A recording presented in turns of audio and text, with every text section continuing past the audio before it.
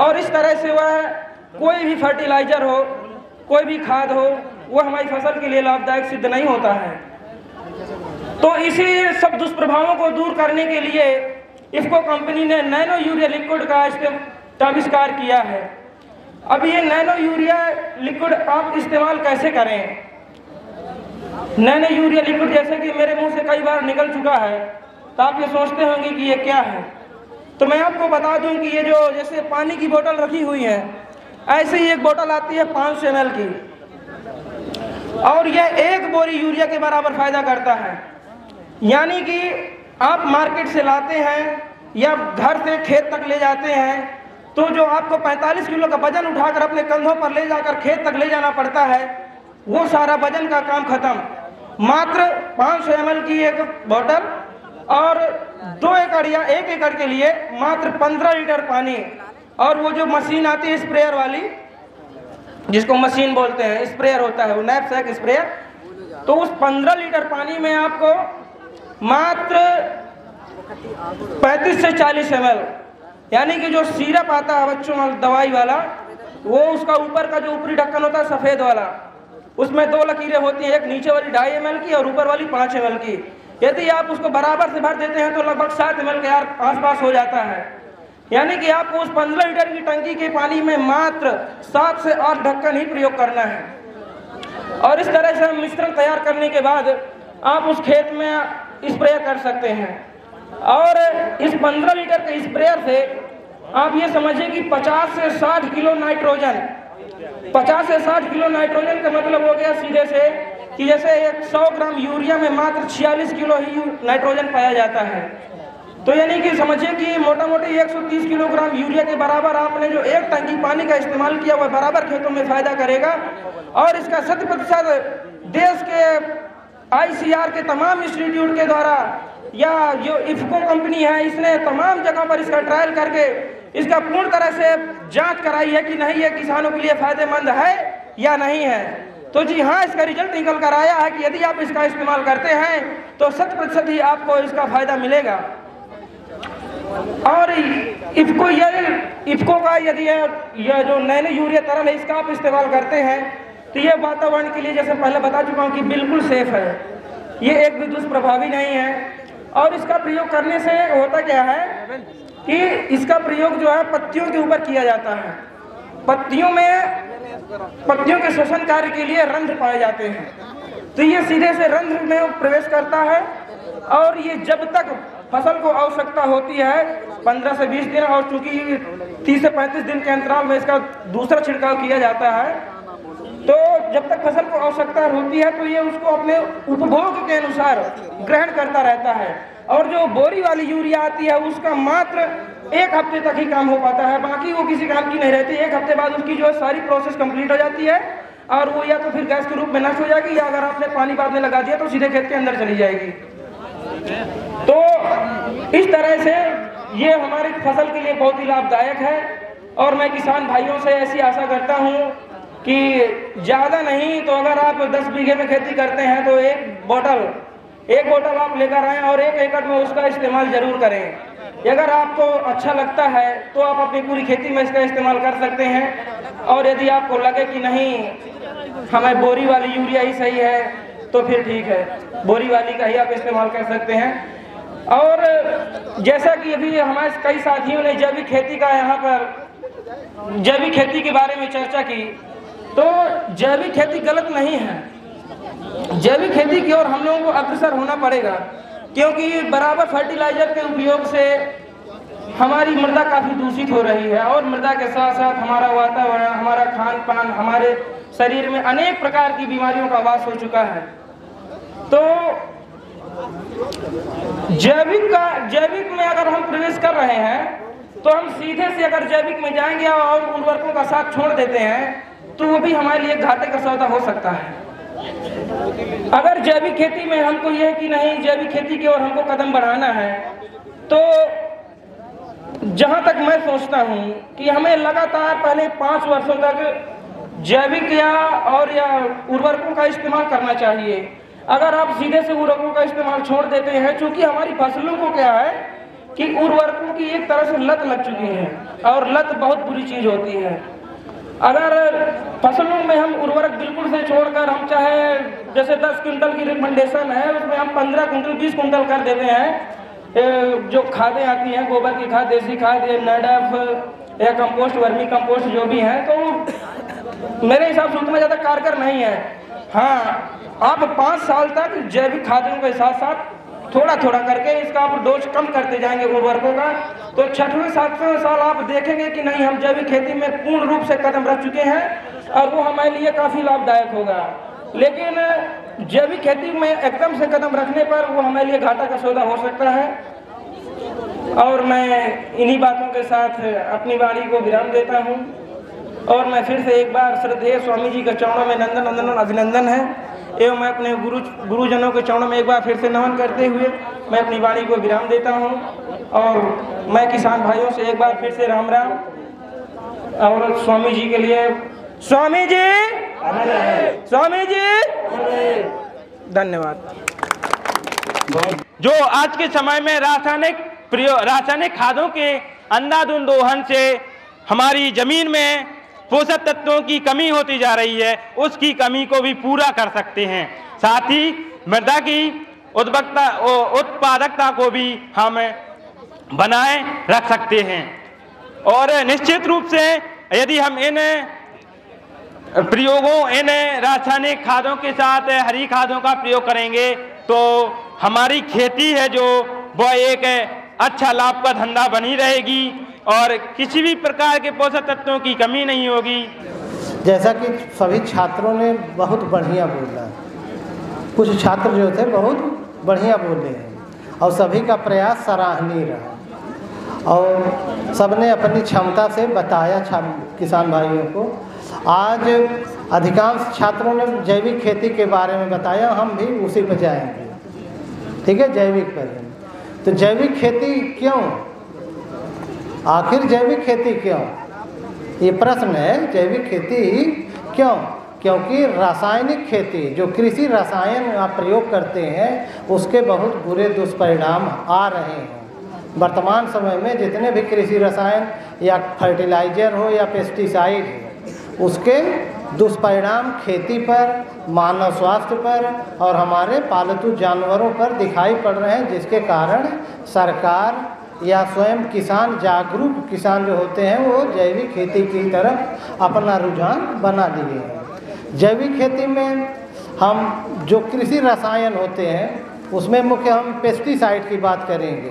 Pesticide का जो किसान यूज करते हैं, किसी भी विशेषज्ञ से राय नहीं लेते हैं। सबसे बड़ी कमी ये होती है, वो दुकान से जाते हैं, क्योंकि ये कोई आदमी के नहीं है, यहाँ तक कि आदमी अपने लिए स्वयं दवा भी किसान या कोई भी व्यक्ति जो जागरूक नहीं है, वो सीधे मेडिकल स्टोर से दवा ले लेता है। बुखार हुआ, क्या हुआ, पैरासीटामॉल जाके ले लिए। इतने सबको मालूम है कि पैरासीटामॉल टेबलेट ले ले तो बुखार उतर जाएगा, लेकिन वो बुखार आने का कारण क्या है? बुखार कोई बीमारी नहीं होती, वो किसी बीमारी का लक्षण होता है। तो उसको दिखाने के लिए आपने बुखार की दवा ले ली, बुखार दब गया, वो किस कारण आया, वो मर्ज है, कोई एक बीमारी है जिसके कारण वो बीमारी भी दब गई।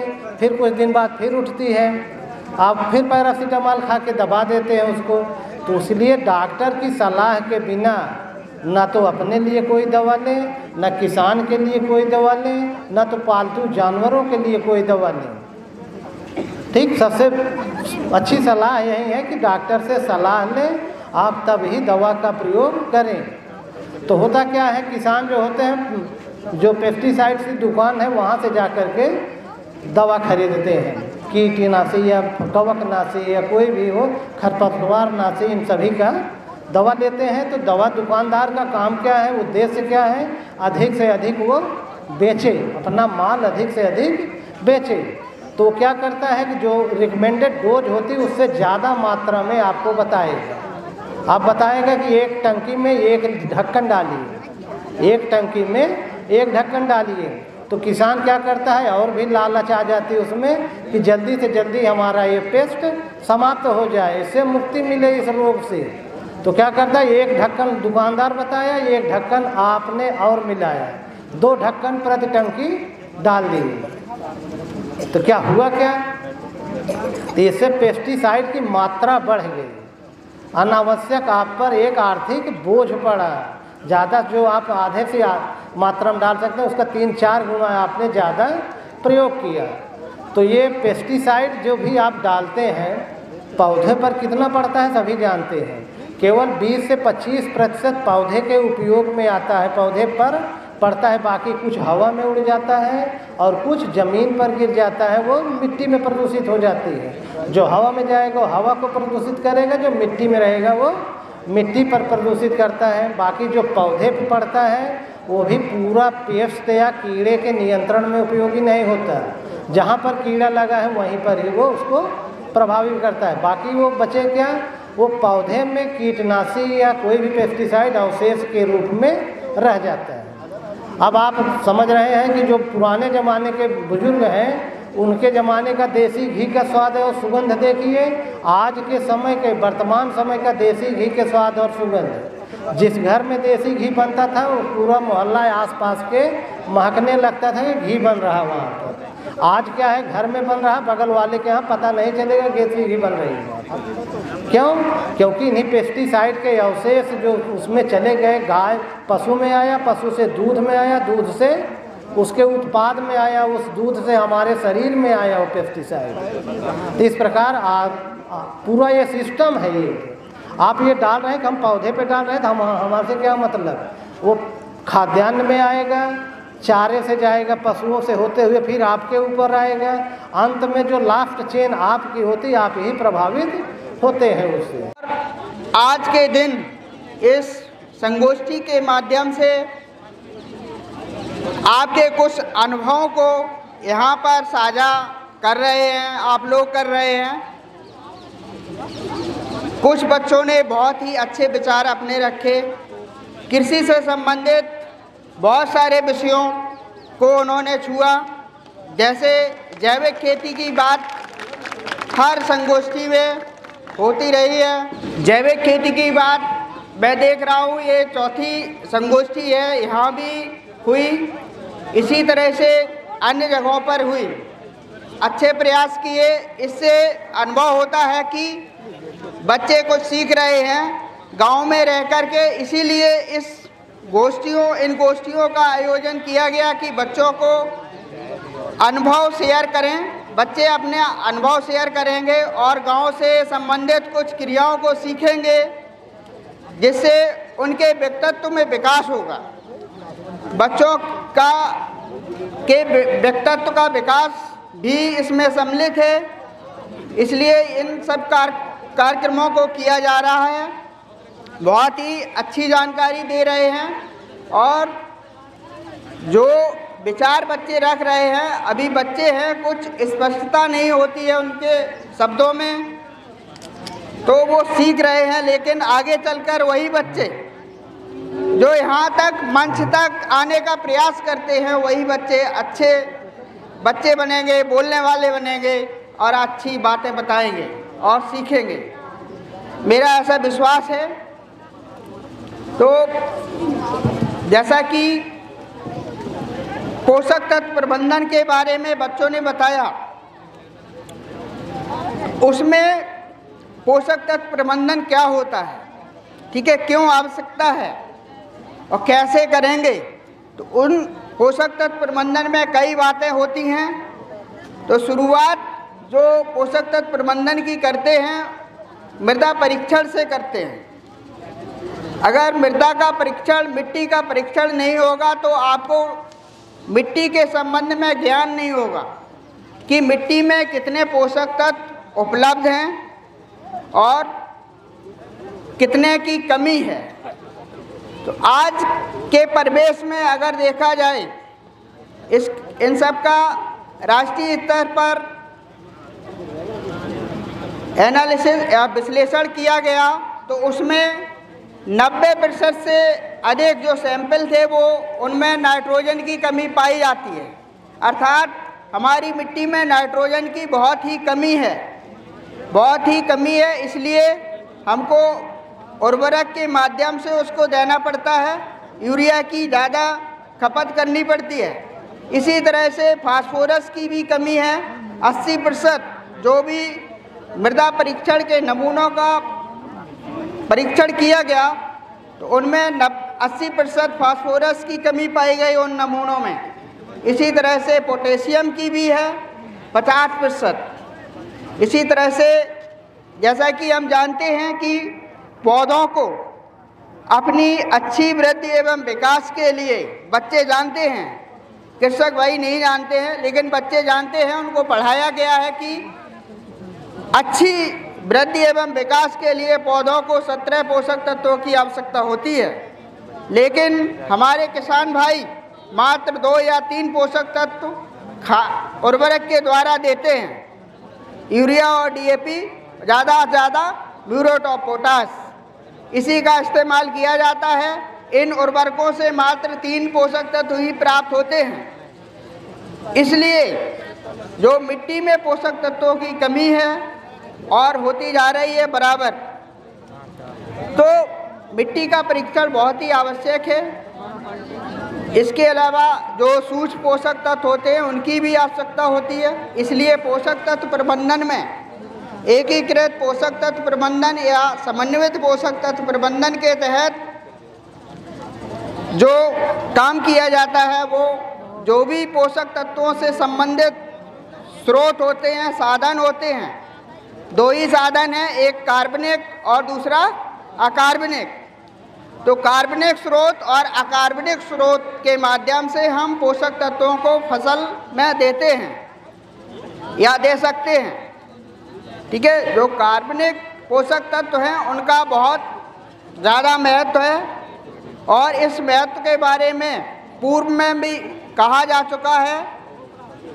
जो कृषि की कहावतें प्रचलित हैं उसमें जो कवि हैं कृषि के घाघ कवि, उन्होंने कार्बनिक खादों की महत्वता को बताने के लिए अपनी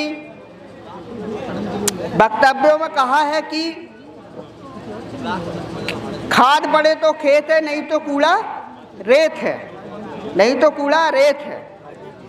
ठीक है, इसी तरह से सन के डंठल सनई एक फसल है, सन के डंठल खेत छिटावें, तिनते लाभ चौगना पावे, गोबर मैला नीम की खली, इनसे खेती दोगुनी फली। तो इस तरह की कार्बनिक पदार्थों के महत्व को बताने के लिए ये उन्होंने बहुत पहले कह दिया है। ठीक है, 1 सदी पहले ही कह दिया है कि कार्बनिक पदार्थों का या कार्बनिक खादों का उपयोग बहुत है, खेती में इनका उपयोग करना बहुत ही ज़रूरी है। इसलिए समन्वित पोषक तत्व प्रबंधन के तहत बच्चे ने बताया कि अकार्बनिक उर्वरकों के साथ कार्बनिक खादों का भी इस्तेमाल किया जाए। जैसे अब जितनी आवश्यकता हो उसके अनुसार वहाँ पर आपको जो फसल की मांग है, पोषक तत्व की फसल की मांग है, उसको देखते हुए कार्बनिक और अकार्बनिक, ठीक है, यानी कि जैविक खादें और उर्वरक फर्टिलाइज़र का इस्तेमाल इस तरह से किया जाए कि जो ज़्यादा से ज़्यादा पोषक तत्व कार्बनिक खादों से प्राप्त हो और कम मात्रा में आपको फर्टिलाइज़र का उपयोग करना पड़े।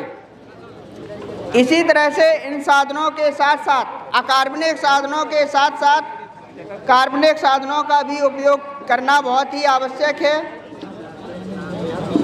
ठीक है, इसी कार्बनिक खादों में आपको हरी खाद, एक बच्ची ने बताया हरी खाद के बारे में काफ़ी बताया, कौन कौन सी फसलें होती हैं। तो इस तरह से और जैव उर्वरकों का भी उपयोग बहुत ही आवश्यक है।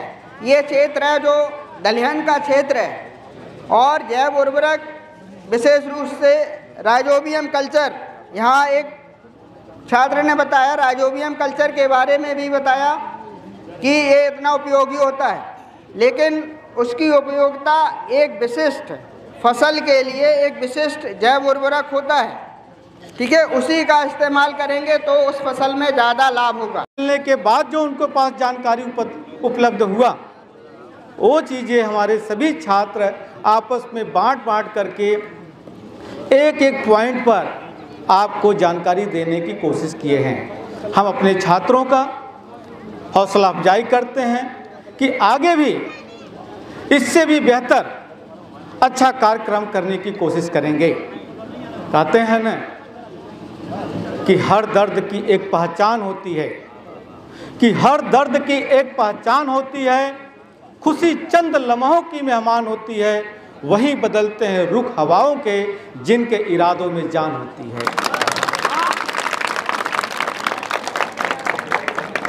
तो हमारे जो छात्र हैं उन्होंने आपसे जो सीखा है, बड़े जो भी टूटी फूटी बाणी थी उन्होंने बताने की कोशिश किए हैं।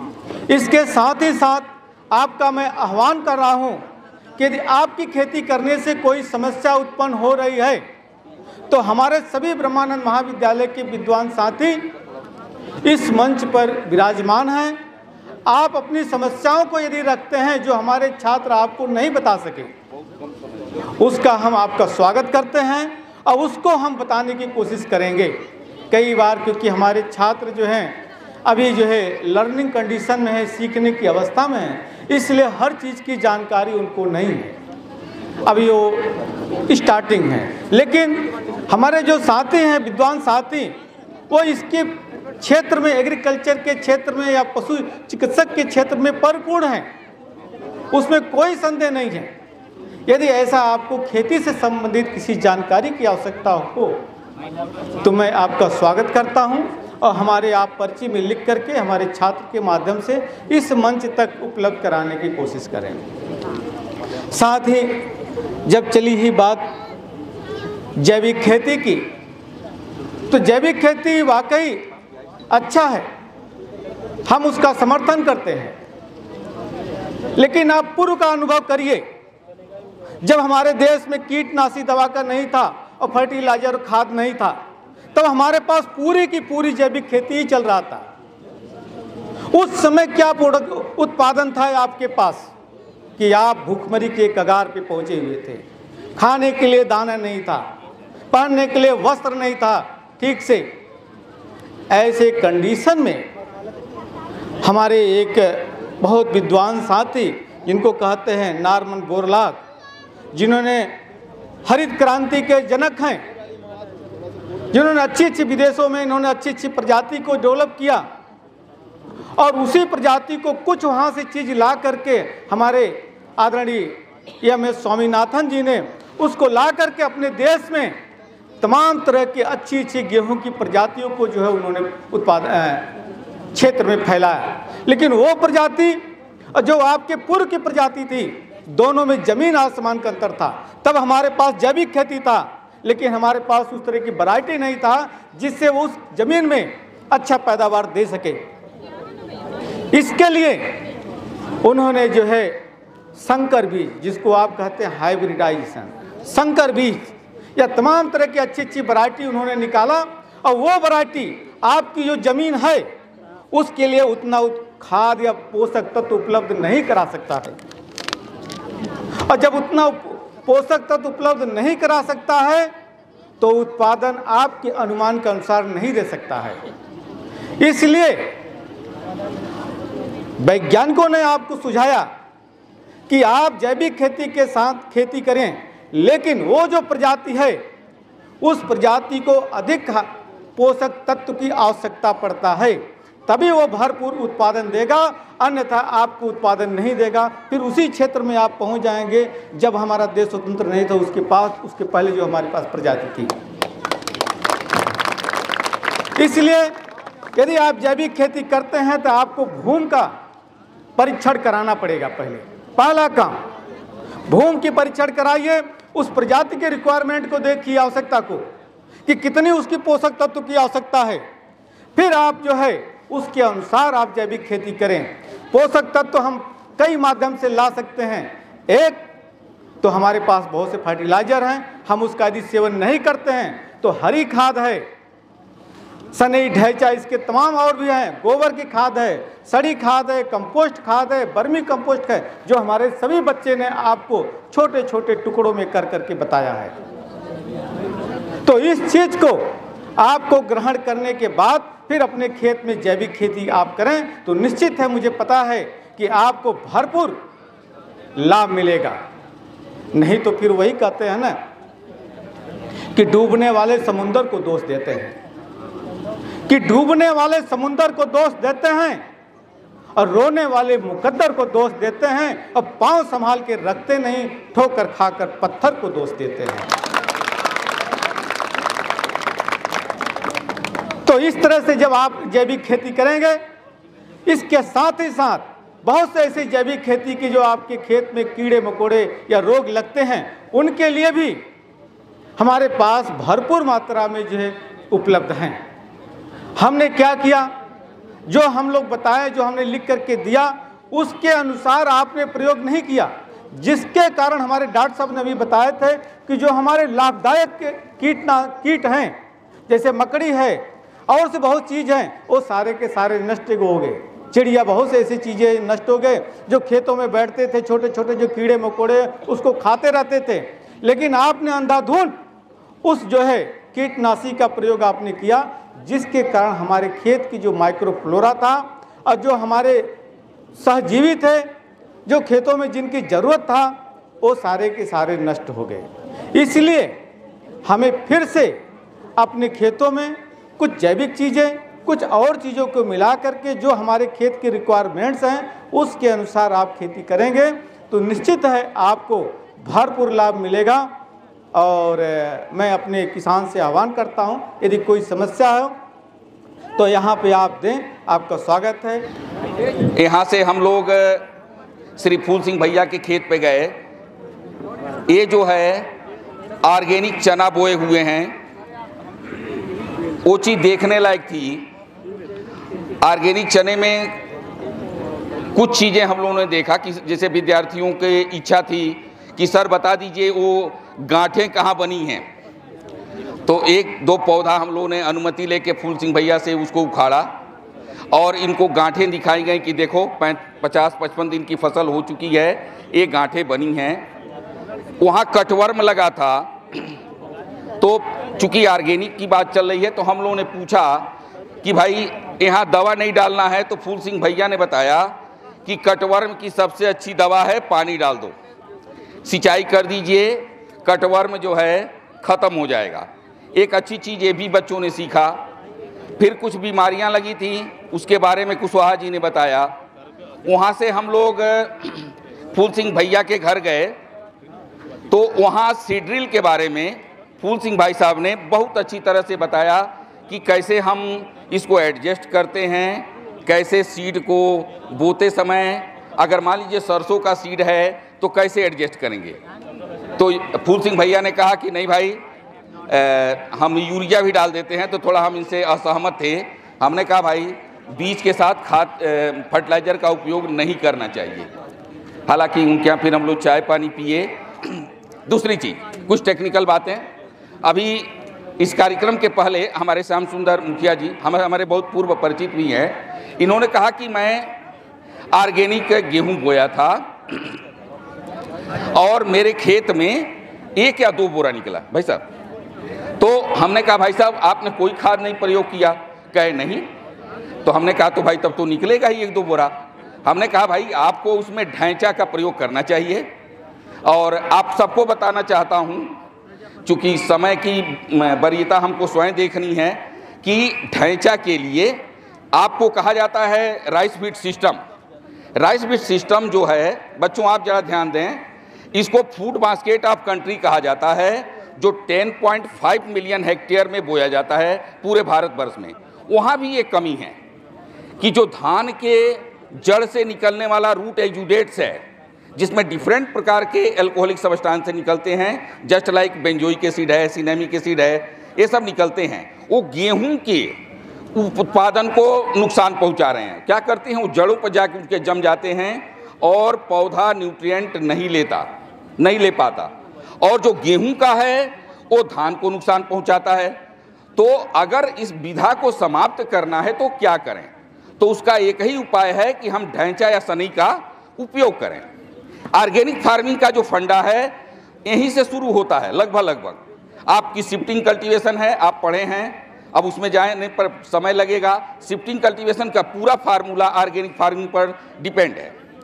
तो हमने श्याम सुंदर भैया से कहा कि भाई साहब उसमें आप ढैंचा बोइए, और ढैंचा आप बोएंगे तो 1 हेक्टेयर में 40 से 45 किलोग्राम बीज लगता है और 40 से 45 दिन बाद कट जाता है। मैंने इसलिए कहा कि मैं स्वयं इस चीज़ को अपने खेत में करता हूँ या कराता हूँ, लेकिन उसके साथ एक सबसे अच्छी चीज़ ये है या एक सबसे बड़ी कमी है कि आप उसको ज़मीन में एकदम अच्छी तरह से मिला दें। यदि आप नहीं मिलाएंगे तो उस पर एंट का प्रभाव, दीमक का प्रभाव बड़ा बुरा पड़ता है।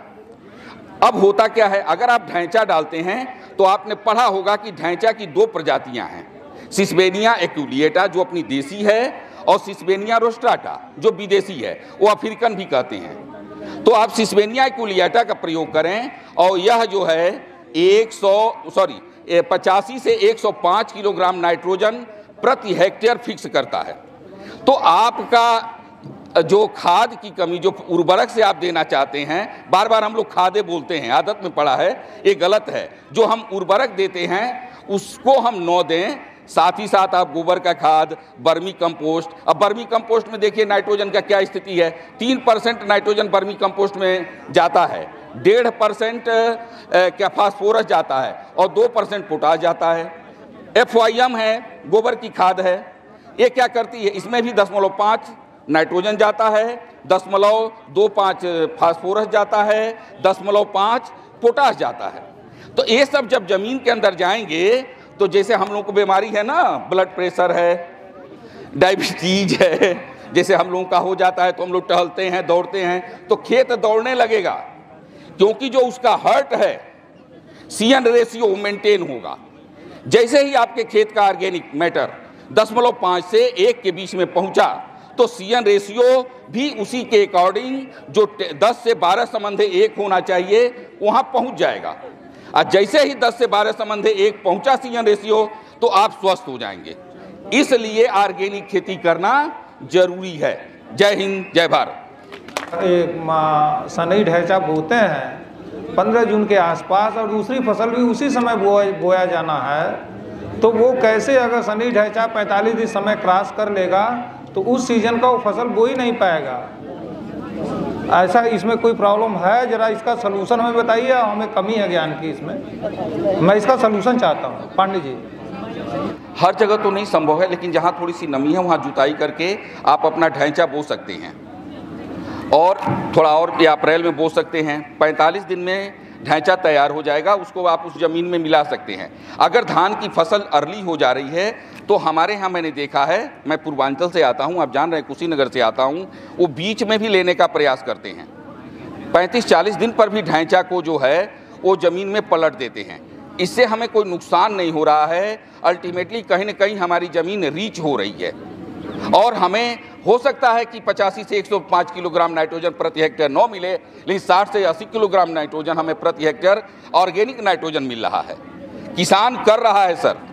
जब मैं BHU में, सर एक मिनट, जब मैं BHU में जब अपने ऑर्गेनिक रेडू मैनेजमेंट पर थीसिस कर रहा था तो हमारे गाइड थे वर्मा जी, उनसे सब लोग लड़ गए थे। वही आज हो रहा है कि ज़मीन से 30-35 सेंटीमीटर ऊपर से लोग धान की फसल या गेहूं की फसल काट दे रहे हैं और उसको ज़मीन में पलट दे रहे हैं। वो समय की आवश्यकता है। समय की आवश्यकता तो यहाँ तक है कि हम केवल अन्न लें उस भूमि से, बाकी सब का सब ज़मीन में डाल दें ताकि उस ज़मीन को रीच किया जा सके।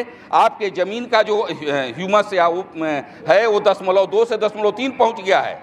जब तक वो 0.5 से 1 नहीं होगा उसका CN रेशियो बनने वाला नहीं है। और आने वाले समय में इसी तरह से उर्वरकों का प्रयोग होता रहा, 50 साल बाद ये पूरी ज़मीन बैरन हो जाएगी, कुछ नहीं ले पाएंगे आप। धन्यवाद। और लगभग प्रदेश के पूरे भारत के लगभग प्रदेशों का भ्रमण हम कर चुके हैं।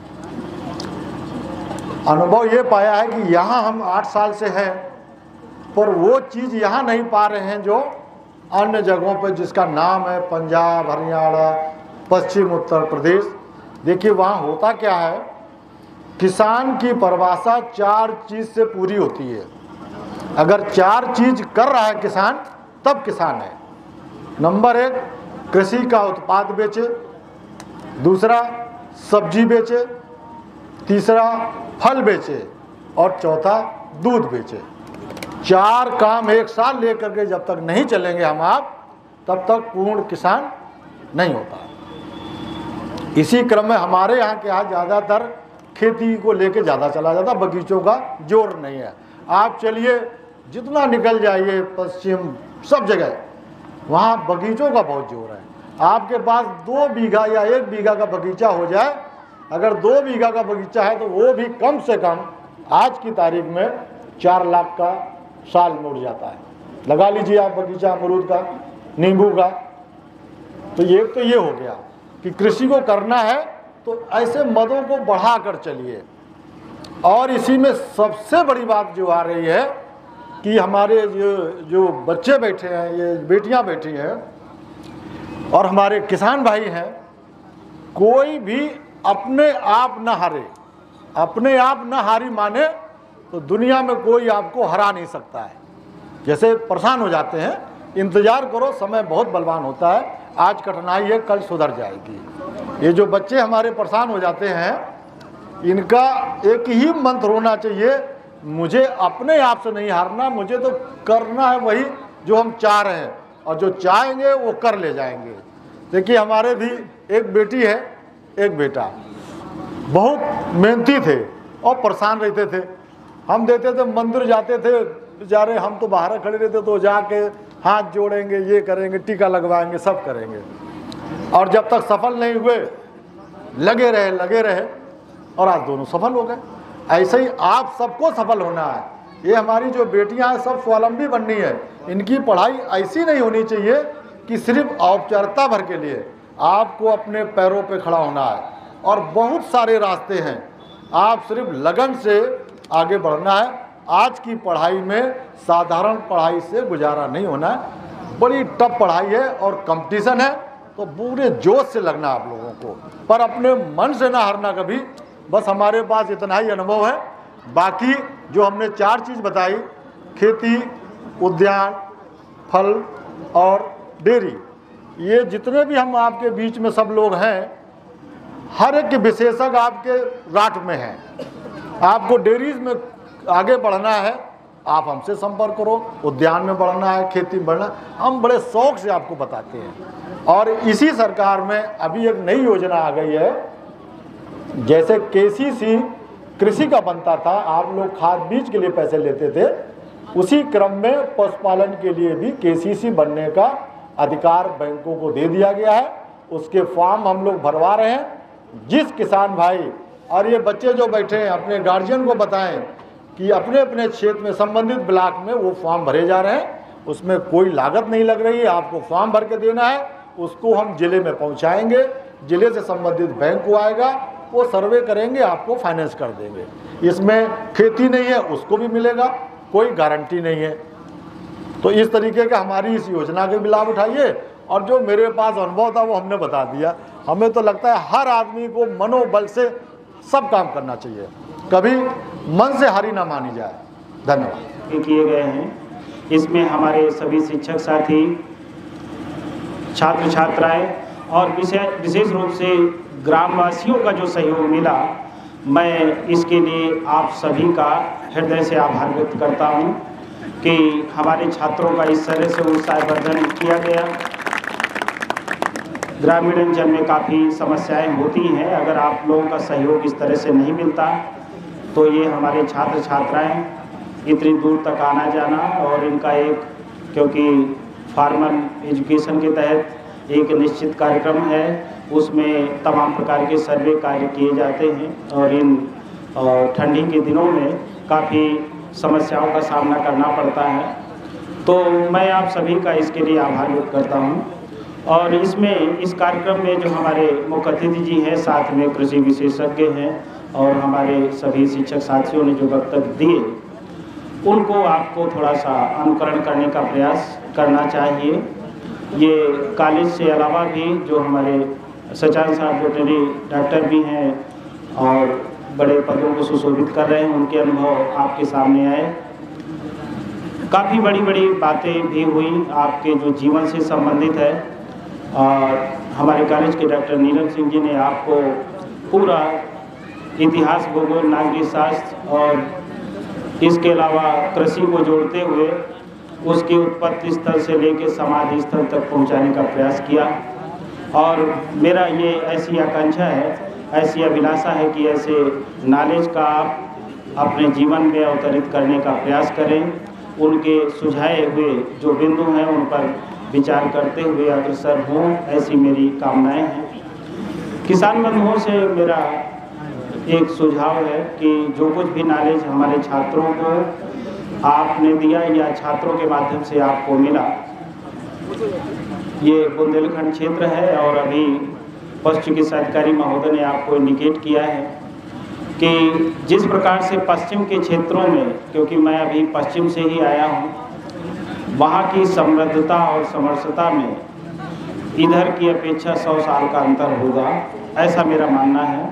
कि वहाँ पर अगर पश्चिम में एक किसान के पास 5 बीघे भी ज़मीन है तो उसके सामने कोई भी सरकारी सिस्टम का आदमी टिक नहीं सकता है, बहुत रॉयल्टी के साथ उधर जीवन यापन है। तो आप लोग भी कुछ टेक्निक, नई टेक्नोलॉजी, कुछ नया जो गवर्नमेंट की योजनाएं हैं उनका अनुकरण करते हुए इस क्षेत्र में कुछ उद्यानिकी से संबंधित बागवानी का प्रयास करेंगे तो गवर्नमेंट की जो योजनाएं हैं, आजकल तमाम एक्सपोर्ट जोन बने हुए हैं, उनका भी उपयोग करते हुए आप प्रति इकाई क्षेत्र में आप मैक्सिमम लाभ ले सकते हैं। क्योंकि देखिए ये देश है और इसमें हरित क्रांति का दौर भी गुजर चुका है। लगभग ग्रीन रिवोल्यूशन, फर्स्ट ग्रीन और सेकेंड ग्रीन रिवोल्यूशन की बात हो रही है। अन्न उत्पादन में जो भी हमारे देश में उत्पन्न होना था वो लगभग चरम पर है, और इसके बाद आगे बढ़ेगा कि नहीं बढ़ेगा इस पर अभी रिसर्च बाकी है, काम चल रहा है। लेकिन हर चीज़ का एक पीक टाइम होता है और वो एग्रीकल्चर में लगभग पीक की तरफ है। और मान लीजिए हमारी चाहे गेहूँ का उत्पादन हो या धान का उत्पादन हो, और विश्व में कभी नंबर 2, नंबर 3 स्टेज में रहते हैं, तो ये उत्पादन की लगभग चरम गति है। इसके बाद अगर ये इन्हीं हम क्रॉप पर डिपेंडेंट रहे तो इनका रेट आप देख लीजिए। आज़ादी के बाद से आज तक कृषि के क्षेत्र में जो विशेष रूप से हमारी अन्य फसलें हैं उनमें गवर्नमेंट ने कितना योगदान दिया, यानी उसका MSP मिनिमम सपोर्ट प्राइस कितना रहा, उस पर पेज में कितना बढ़ा, उसके मुकाबले दूसरी फसलों में जो अगर हम देखेंगे तो उसमें कितना बढ़ा, तो हमें एक प्रोफेशनल दृष्टिकोण से भी देखने की ज़रूरत है, तभी हम प्रति इकाई क्षेत्र में ज़्यादा से ज़्यादा लाभ ले सकते हैं। ये किसान भाइयों के लिए सुझाव था और ये हमारे छात्र भी इस चीज़ को समझें कि हर चीज़ आज ये दौर है ऐसा कि हर चीज़ को हमें प्रोफेशनल के तौर पर भी देखना है कि हमें कौन सी चीज़ करना चाहिए जिससे हम minimum cost per maximum profit, या मैक्सिमम की बात ना करें तो हम कम से कम इफ़िशिएंट प्रॉफिट की बात कर सकें, जिससे प्रति इकाई क्षेत्र और प्रति इकाई समय में हम उचित लाभ ले सकें। तभी ये जब हर किसान या हर गांव ये सोचेगा तभी ये देश समृद्धि की तरफ बढ़ सकता है। क्योंकि इसकी पूरी तरह से डिपेंडेंसी आज भी 65% से 70% आबादी गांव में है। गांव का विकास अगर नहीं होगा तो खाली वो 30 से 35% आबादी के आधार पर देश का विकास, सर्वोच्च विकास संभव नहीं है।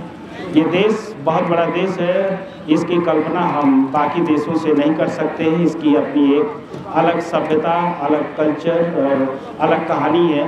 ये हर चीज़ को अपने हिसाब से चलने का एक शुभ अवसर मिलता है और उसी परिदृश्य में अपने जितना अपनी चादर है उस हिसाब से फैलाना चाहिए, ऐसा मेरा विचार है। तो अभी सभी वैज्ञानिक गणों ने अपने अपने विचार रखे। मेरा सुझाव है कि उनको अनुकरण करने का प्रयास करें और उसको अपने जीवन में अवतरित करने का प्रयास करें।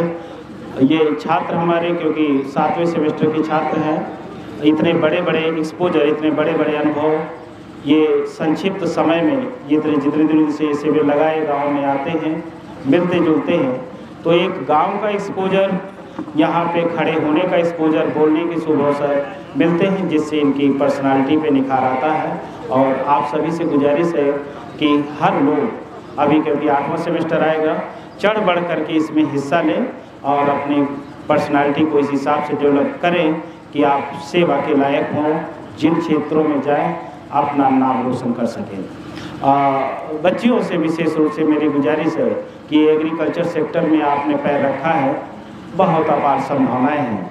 ये संभावनाएं ये है कि अगर आप इन छात्रों से 20 होने का प्रयास करेंगे तो गवर्नमेंट की विभिन्न प्रकार की जो भी आपको सेवाओं के शुभ अवसर प्राप्त होंगे, उनमें 20% का रिजर्वेशन केवल लड़कियों का है और छात्रों की अपेक्षा आपकी संख्या कम है, इसलिए बहुत अपॉर्चुनिटी है। और ये जो लास्ट टाइम चल रहा है आपका पढ़ाई लिखाई का, इसमें यदि आपने ध्यान नहीं दिया तो जो कुछ भी आता जाता है वो भूल जाएंगे और घर चले जाएंगे। घर जाने के बाद कुछ भी संभव नहीं है, इसलिए बहुत ही पीक टाइम चल रहा है ये। और जो कुछ भी आपने पढ़ा इस ग्रेजुएशन लेवल पर, उसको आगे बिल्कुल कंपटीशन के हिसाब से उसको रिवाइज करिए और आगे अपनी क्षमताओं का उपयोग करके और इस देश प्रदेश की सेवा में आपका योगदान हो सके, मेरी ऐसी शुभकामनाएं हैं। और इसी के साथ मैं अपनी वाणी को विराम दूंगा कि आप सभी का सहयोग और मेरे कॉलेज के सभी शिक्षक साथी, किसानों का सहयोग, छात्रों का सहयोग, इसके लिए मैं बीएनबी कॉलेज की तरफ से आपको सभी को हृदय की गहराइयों से आभार व्यक्त करता हूं। मैं आपका इस प्रोग्राम को ऑर्गेनाइज करने, आपके सहयोग के लिए आजीवन आभारी रहूँगा। बहुत बहुत धन्यवाद।